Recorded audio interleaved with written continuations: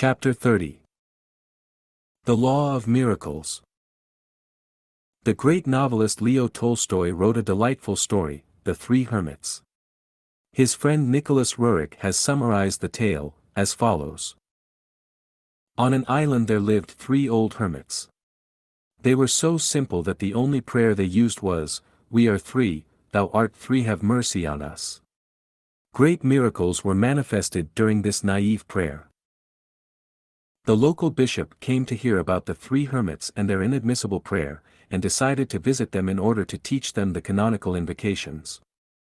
He arrived on the island, told the hermits that their heavenly petition was undignified, and taught them many of the customary prayers. The bishop then left on a boat. He saw, following the ship, a radiant light. As it approached, he discerned the three hermits, who were holding hands and running upon the waves in an effort to overtake the vessel. "We have forgotten the prayers you taught us," they cried as they reached the bishop, "and have hastened to ask you to repeat them." The awed bishop shook his head. "Dear ones," he replied humbly, "continue to live with your old prayer. How did the three saints walk on the water? How did Christ resurrect his crucified body? How did Lahiri Mahasaya and Sri Yuxwar perform their miracles? Modern science has, as yet, no answer, though with the advent of the atomic bomb and the wonders of radar, the scope of the world mind has been abruptly enlarged. The word, impossible, is becoming less prominent in the scientific vocabulary. The ancient Vedic scriptures declare that the physical world operates under one fundamental law of Maya, the principle of relativity and duality. God, the sole life, is an absolute unity. He cannot appear as the separate and diverse manifestations of a creation except under a false or unreal veil. That cosmic illusion is Maya. Every great scientific discovery of modern times has served as a confirmation of this simple pronouncement of the rishis. Newton's law of motion is a law of Maya. To every action there is always an equal and contrary reaction. The mutual actions of any two bodies are always equal and oppositely directed. Action and reaction are thus exactly equal. To have a single force is impossible. There must be, and always is, a pair of forces equal and opposite. Fundamental natural activities all betray their Maic origin. Electricity, for example, is a phenomenon of repulsion and attraction. Its electrons and protons are electrical opposites. Another example, the atom or final particle of matter is, like the Earth itself, a magnet with positive and negative poles. The entire phenomenal world is under the inexorable sway of polarity. No law of physics, chemistry, or any other science is ever found free from inherent opposite or contrasted principles. Physical science, then, cannot formulate laws outside of Maya, the very texture and structure of creation. Nature herself is Maya. Natural science must perforce deal with her ineluctable quiddity. In her own domain, she is eternal and inexhaustible. Future scientists can do no more than probe one aspect after another of her varied infinitude. Science thus remains in a perpetual flux, unable to reach finality, fit indeed to formulate the laws of an already existing and functioning cosmos, but powerless to detect the law framer and sole operator. The majestic manifestations of gravitation and electricity have become known, but what gravitation and electricity are, no mortal knoweth. A guru and disciple.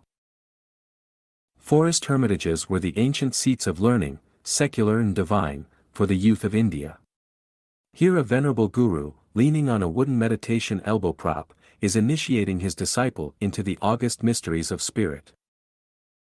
To surmount Maya was the task assigned to the human race by the millennial prophets. To rise above the duality of creation and perceive the unity of the Creator was conceived of as man's highest goal.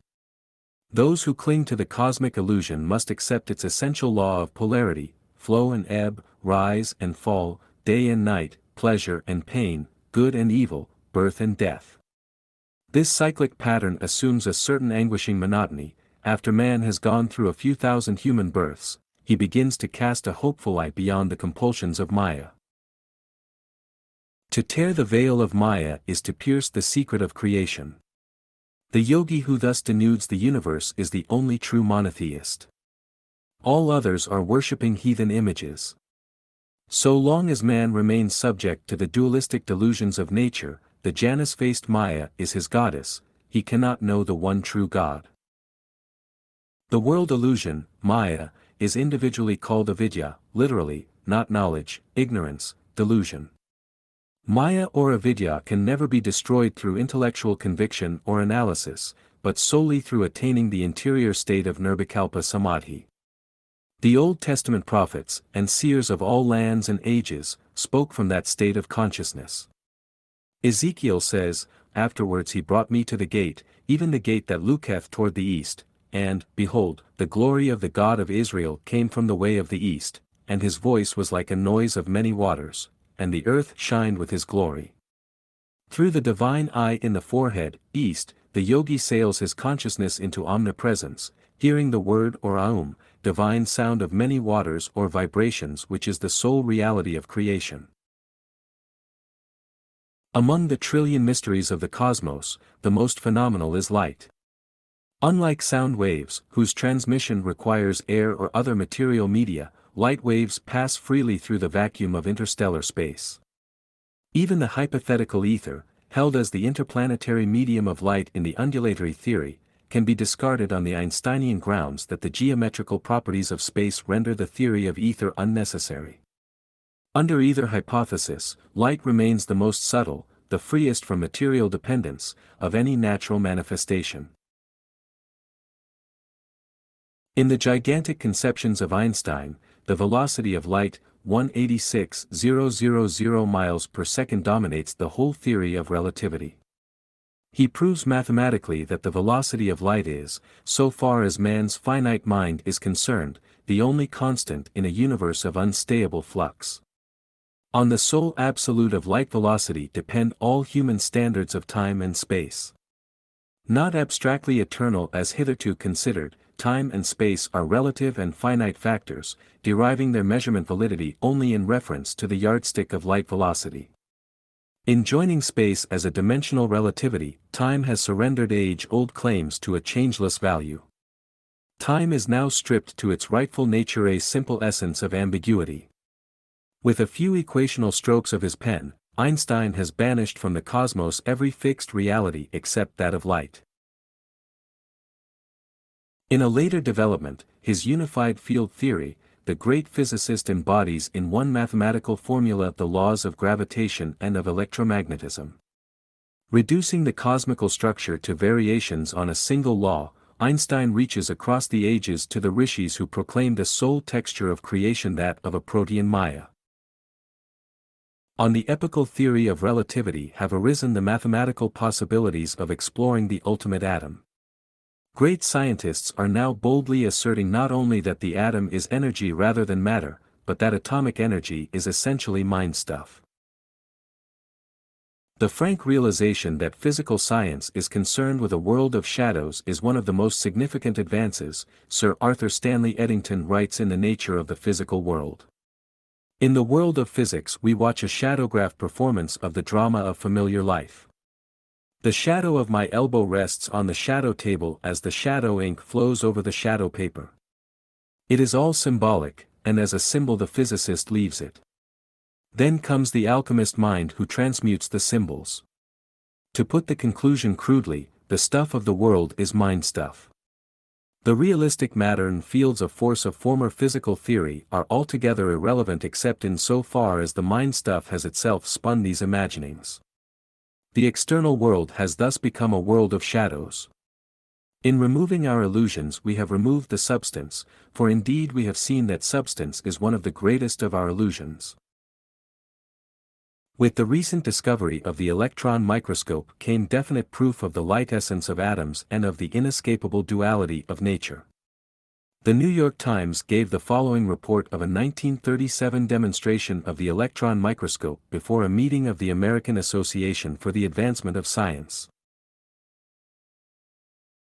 The crystalline structure of tungsten, hitherto known only indirectly by means of X-rays, stood outlined boldly on a fluorescent screen, showing 9 atoms in their correct positions in the space lattice, a cube, with 1 atom in each corner and 1 in the center. The atoms in the crystal lattice of the tungsten appeared on the fluorescent screen as points of light, arranged in geometric pattern. Against this crystal cube of light the bombarding molecules of air could be observed as dancing points of light, similar to points of sunlight shimmering on moving waters. The principle of the electron microscope was first discovered in 1927 by Drs. Clinton J. Davison and Lester H. Germer of the Bell Telephone Laboratories, New York City, who found that the electron had a dual personality partaking of the characteristic of both a particle and a wave. The wave quality gave the electron the characteristic of light, and a search was begun to devise means for focusing electrons in a manner similar to the focusing of light by means of a lens. For his discovery of the Jekyll-Hyde quality of the electron, which corroborated the prediction made in 1924 by de Broglie, French Nobel Prize-winning physicist, and showed that the entire realm of physical nature had a dual personality, Dr. Davison also received the Nobel Prize in Physics. The stream of knowledge, Sir James Jeans writes in The Mysterious Universe, is heading towards a non-mechanical reality. The universe begins to look more like a great thought than like a great machine. 20th century science is thus sounding like a page from the Hoary Vedas. From science, then, if it must be so, let man learn the philosophic truth that there is no material universe, its warp and woof is Maya, illusion. Its mirages of reality all break down under analysis. As one by one the reassuring props of a physical cosmos crash beneath him, man dimly perceives his idolatrous reliance, his past transgression of the divine command, "Thou shalt have no other gods before me." In his famous equation outlining the equivalence of mass and energy, Einstein proved that the energy in any particle of matter is equal to its mass or weight multiplied by the square of the velocity of light.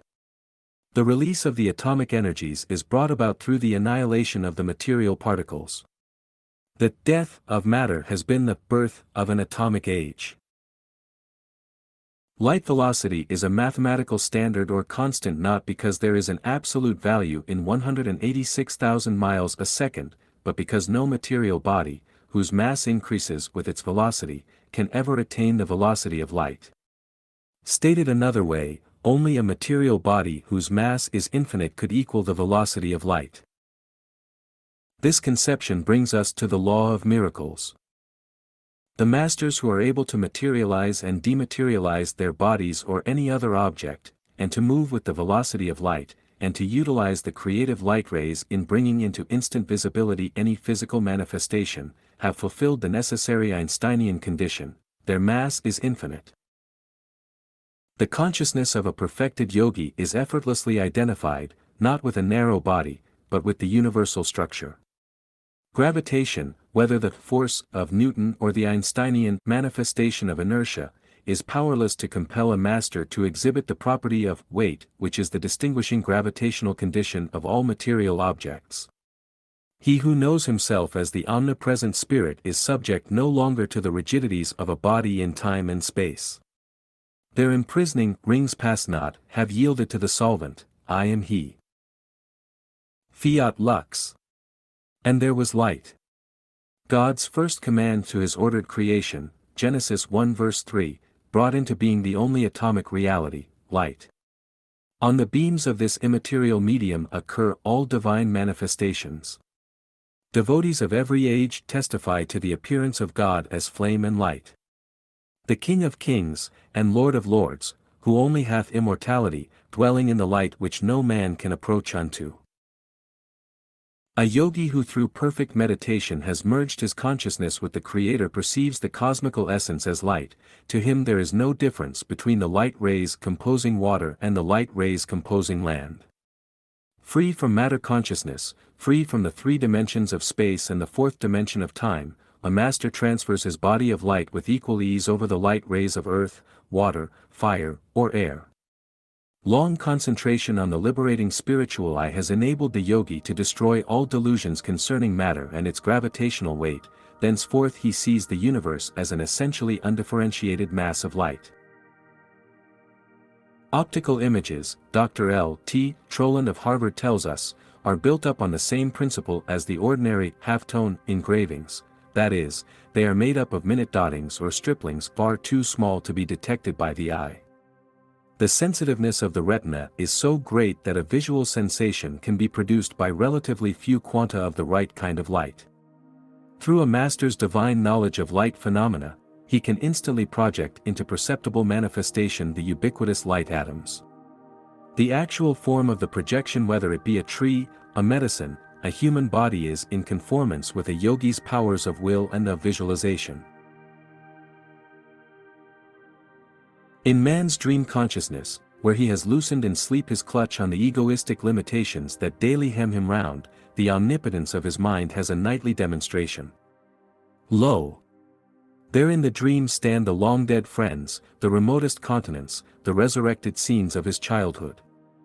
With that free and unconditioned consciousness, known to all men in the phenomena of dreams, the God-tuned master has forged a never-severed link. Innocent of all personal motives, and employing the creative will bestowed on him by the Creator, a yogi rearranges the light atoms of the universe to satisfy any sincere prayer of a devotee. For this purpose were man and creation made, that he should rise up as master of Maya, knowing his dominion over the cosmos. And God said, "Let us make man in our image, after our likeness, and let them have dominion over the fish of the sea, and over the fowl of the air, and over the cattle, and over all the earth, and over every creeping thing that creepeth upon the earth." In 1915, shortly after I had entered the Swami order, I witnessed a vision of violent contrasts. In it the relativity of human consciousness was vividly established. I clearly perceived the unity of the eternal light behind the painful dualities of Maya. The vision descended on me as I sat one morning in my little attic room in Father's Gerper Road home. For months World War I had been raging in Europe. I reflected sadly on the vast toll of death. As I closed my eyes in meditation, my consciousness was suddenly transferred to the body of a captain in command of a battleship. The thunder of guns split the air as shots were exchanged between shore batteries and the ship's cannons. A huge shell hit the powder magazine and tore my ship asunder. I jumped into the water, together with the few sailors who had survived the explosion. Heart pounding, I reached the shore safely. But alas! A stray bullet ended its furious flight in my chest. I fell groaning to the ground. My whole body was paralyzed, yet I was aware of possessing it as one is conscious of a leg gone to sleep. At last the mysterious footstep of death has caught up with me, I thought. With a final sigh, I was about to sink into unconsciousness when lo! I found myself seated in the lotus posture in my Gerper Road room. Hysterical tears poured forth as I joyfully stroked and pinched my regained possession, a body free from any bullet hole in the breast. I rocked to and fro, inhaling and exhaling to assure myself that I was alive. Amidst these self-congratulations, again I found my consciousness transferred to the captain's dead body by the gory shore. Utter confusion of mind came upon me. Lord, I prayed, am I dead or alive? A dazzling play of light filled the whole horizon. A soft rumbling vibration formed itself into words. What has life or death to do with light? In the image of my light I have made you. The relativities of life and death belong to the cosmic dream. Behold your dreamless being. Awake, my child, awake. As steps in man's awakening, the Lord inspires scientists to discover, at the right time and place, the secrets of his creation. Many modern discoveries help men to apprehend the cosmos as a varied expression of one power light, guided by divine intelligence. The wonders of the motion picture, of radio, of television, of radar, of the photo-electric cell, the all-seeing electric eye, of atomic energies, are all based on the electromagnetic phenomenon of light. The motion picture art can portray any miracle. From the impressive visual standpoint, no marvel is barred to trick photography. A man's transparent astral body can be seen rising from his gross physical form, he can walk on the water, resurrect the dead, reverse the natural sequence of developments, and play havoc with time and space. Assembling the light images as he pleases, the photographer achieves optical wonders which a true master produces with actual light rays. The lifelike images of the motion picture illustrate many truths concerning creation. The cosmic director has written his own plays, and assembled the tremendous casts for the pageant of the centuries. From the dark booth of eternity, he pours his creative beam through the films of successive ages, and the pictures are thrown on the screen of space. Just as the motion picture images appear to be real, but are only combinations of light and shade, so is the universal variety a delusive seeming. The planetary spheres, with their countless forms of life, are not but figures in a cosmic motion picture, temporarily true to five sense perceptions as the scenes are cast on the screen of man's consciousness by the infinite creative beam. A cinema audience can look up and see that all screen images are appearing through the instrumentality of one imageless beam of light. The colorful universal drama is similarly issuing from the single white light of a cosmic source. With inconceivable ingenuity, God is staging an entertainment for his human children, making them actors as well as audience in his planetary theater. One day I entered a motion picture house to view a newsreel of the European battlefields. World War I was still being waged in the West. The newsreel recorded the carnage with such realism that I left the theater with a troubled heart. Lord, I prayed, why dost thou permit such suffering? To my intense surprise, an instant answer came in the form of a vision of the actual European battlefields. The horror of the struggle, filled with the dead and dying, far surpassed in ferocity any representation of the newsreel. Look intently. A gentle voice spoke to my inner consciousness. You will see that these scenes now being enacted in France are nothing but a play of chiaroscuro. They are the cosmic motion picture, as real and as unreal as the theater newsreel you have just seen, a play within a play. My heart was still not comforted. The divine voice went on, creation is light and shadow both, else no picture is possible. The good and evil of Maya must ever alternate in supremacy. If joy were ceaseless here in this world, would man ever seek another? Without suffering he scarcely cares to recall that he has forsaken his eternal home. Pain is a prod to remembrance. The way of escape is through wisdom. The tragedy of death is unreal, those who shudder at it are like an ignorant actor who dies of fright on the stage when nothing more is fired at him than a blank cartridge. My sons are the children of light, they will not sleep forever in delusion. Although I had read scriptural accounts of Maya, they had not given me the deep insight that came with the personal visions and their accompanying words of consolation. One's values are profoundly changed when he is finally convinced that creation is only a vast motion picture, and that not in it, but beyond it, lies his own reality. As I finished writing this chapter, I sat on my bed in the lotus posture. My room was dimly lit by two shaded lamps. Lifting my gaze, I noticed that the ceiling was dotted with small mustard-colored lights, scintillating and quivering with a radium-like luster. Myriads of penciled rays, like sheets of rain, gathered into a transparent shaft and poured silently upon me. At once my physical body lost its grossness and became metamorphosed into astral texture. I felt a floating sensation as, barely touching the bed, the weightless body shifted slightly and alternately to left and right. I looked around the room, the furniture and walls were as usual, but the little mass of light had so multiplied that the ceiling was invisible. I was wonderstruck. This is the cosmic motion picture mechanism. A voice spoke as though from within the light. Shedding its beam on the white screen of your bed sheets, it is producing the picture of your body. Behold, your form is nothing but light. I gazed at my arms and moved them back and forth, yet could not feel their weight. An ecstatic joy overwhelmed me. This cosmic stem of light, blossoming as my body, seemed a divine replica of the light beams streaming out of the projection booth in a cinema house and manifesting as pictures on the screen. For a long time I experienced this motion picture of my body in the dimly lighted theater of my own bedroom. Despite the many visions I have had, none was ever more singular.